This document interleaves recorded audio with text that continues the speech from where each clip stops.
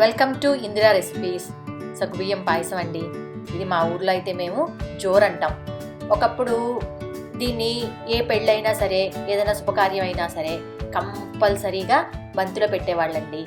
చాలా ఈజీగా చేసుకోవచ్చు. పక్కా కొలతలతో చెప్తాను మీకు. ఒక్కసారి ట్రై చేయండి మా కొలతలతో. సగ్గుబియ్యం పాయసానికి కావాల్సిన పదార్థాలు: మేము ఇక్కడ 1 గ్లాస్ లావు సగ్గుబియ్యం తీసుకున్నామండి.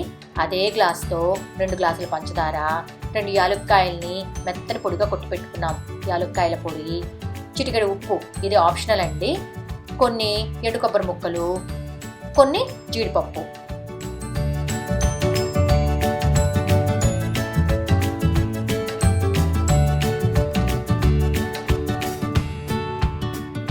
ముందుగా స్టవ్ పైన కొంచెం పెద్ద గిన్నె పెట్టుకోండి.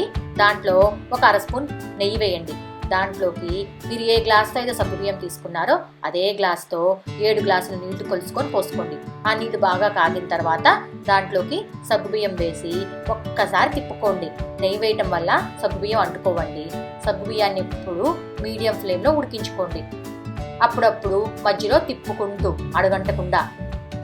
మనకి సగ్గుబియ్యం ఉడికిందో లేదో తెలియాలి అంటే ఒక బౌల్లో కొంచెం నీళ్లు తీసుకొని దాంట్లో సగ్గుబియ్యం వేసి చూడండి.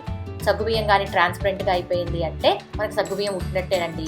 దాని తర్వాత సగ్గుబియ్యంలోకి పంచదార, చిటికెడు ఉప్పు. ఈ ఉప్పు వేయటం వల్ల పంచదార మరీ తీయగా తెలియకుండా టేస్ట్ చాలా బాగా బ్యాలెన్స్ అవుతుందండి. మనం వేసుకున్న పంచదార మొత్తం కలిసేలాగా ఒకసారి తిప్పుకోండి. పంచదార వేసిన తర్వాత ఒక పొంగు వచ్చేదాకా మళ్ళీ సగ్గుబియ్యాన్ని ఉడికించుకోండి. మీడియం ఫ్లేమ్లోనేనండి అంతా. దాని తర్వాత స్టవ్ ఆఫ్ చేసేసి మూత పెట్టుకొని పక్కన పెట్టుకోండి.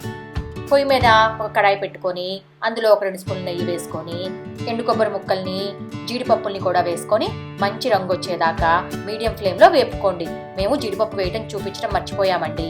దాని తర్వాత యాలుక్కాయ పొడి కూడా వేసుకొని లైట్గా వేపుకోండి. ముందుగా మనం కాచుకొని పెట్టుకున్నాం కదండి సగ్గుబియ్యం పాయసం, అది పక్కన పెట్టుకున్నాం కదా. ఇప్పుడు కొంచెం చిక్కబడి ఉంటుంది. ఒక్కసారి దాన్ని మళ్ళీ పైకి కిందకి కలుపుకోండి. కరెక్ట్గా తాగే ముందు మాత్రమే దానిలోకి కాచిన పాలు గోరువెచ్చగా ఉన్నాయి పోసుకొని బాగా కలుపుకోండి. తర్వాత ముందుగా మనం వేపుకున్న ఎండు కొబ్బరి ముక్కలు, జీడిపప్పుని వేసుకొని సర్వ్ చేసుకోండి. అంతే, చాలా ఈజీ కదండి.